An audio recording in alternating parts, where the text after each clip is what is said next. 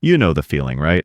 You decide on some huge, life-changing goal. Maybe it's learning an instrument, starting a business, getting in shape, and for the first couple of weeks, you are just on fire. You're unstoppable. And then, a month later, you crash, you burn out, and you quit. And for a lot of us, especially if you're in your late 20s or 30s, there's this extra layer of anxiety fueling the whole thing. It's this deep, nagging feeling that your runway is getting short, that you have to do something big and meaningful, like right now, before life just happens, before the mortgage and the kids and the career path lock you in for good. So when we hit that wall and quit, what's the first thing we do? We blame ourselves, of course. We think, I just don't have the discipline, or I'm just not focused enough. But what if I told you that story you're telling yourself is just wrong? Turns out what you're going through isn't some unique character flaw. It's not about you being lazy or unfocused. It is a completely predictable, well-documented psychological event that happens to pretty much everyone trying to make a major change. And because it's predictable, it means we can map it. We can actually chart the emotional roller coaster you go on. And understanding that map, well, that's the key to finally getting through it. So this map is called the emotional cycle of change, or as I like to call it, the feelings curve. It was developed by Don Kelly and Daryl Connor, and it shows us the exact points where smart, motivated people tend to give up. It lets you see that urge to quit not as a final decision, but just as data, a point on a map telling you exactly where you are. So let's walk through this map. We're going to start at that super exciting, all too familiar peak of motivation, and then we're going to follow the path all the way down into its most dangerous and critical stage, the valley of despair.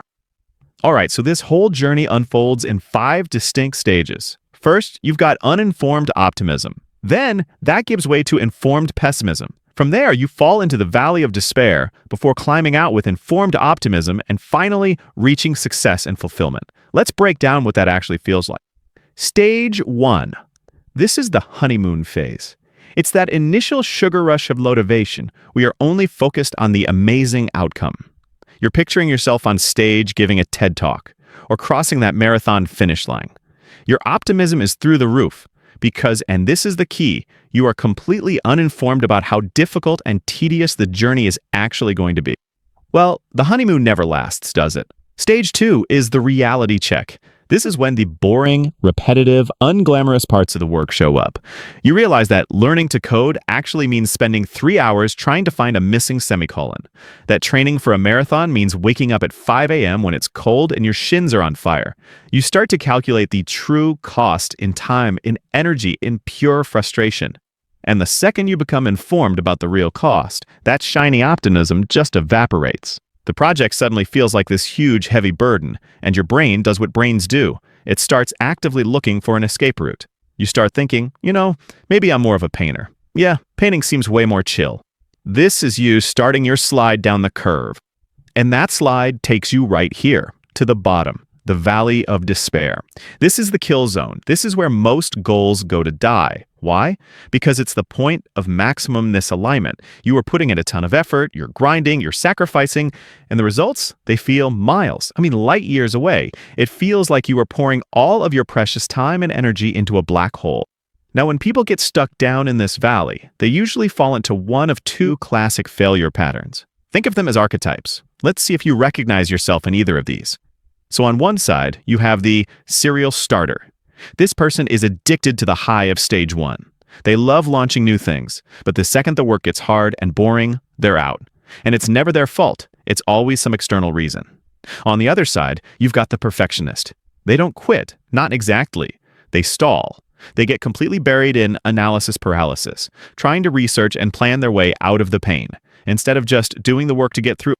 So, if you're in that valley right now, feeling like you're about to give up, how do you get out?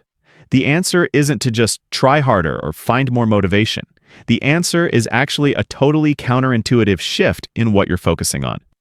Okay, this is going to sound crazy, but when you're at your absolute lowest point, your big, inspiring vision, the very thing that got you started, is now your worst enemy. Seriously. Because the massive gap between where you are, in the mud, feeling like a failure, and that amazing future you imagined, it just creates this crushing anxiety. And that anxiety is what makes you want to quit. So what do? You have to temporarily kill the big picture. Just put it away. In the valley of despair, your absolute best friend is the microscopic, immediate, next action. You have to shrink your world down so small that the only thing that matters is what you can do in the next 5 minutes. So stop thinking about finishing the triathlon. Your only goal is to put on your running shoes. That's it. Forget about becoming a senior developer. Your only job is to write 5 lines of code that actually work. You trade the massive weight of the future for a tiny, manageable win right now.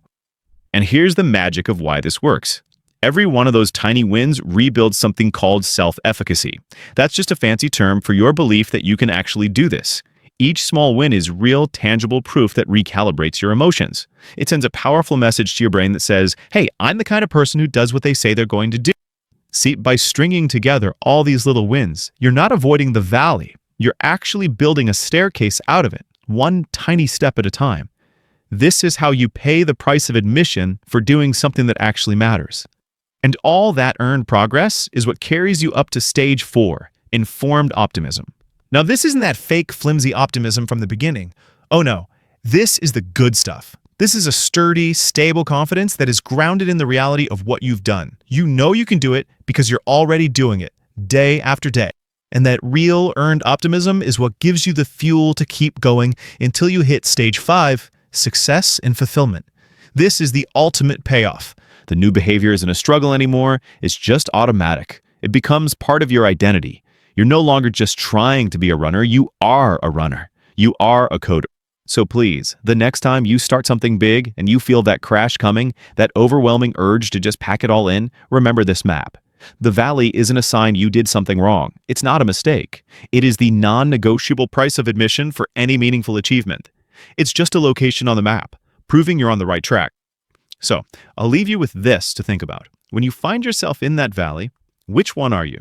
Are you the serial starter, always looking for a fresh start? Or are you the perfectionist, trying to think your way out of the work? Just knowing your pattern, that's the first step to finally breaking it. There. For more explainers like this one, make sure you subscribe and hit that like button. Thanks so much for watching.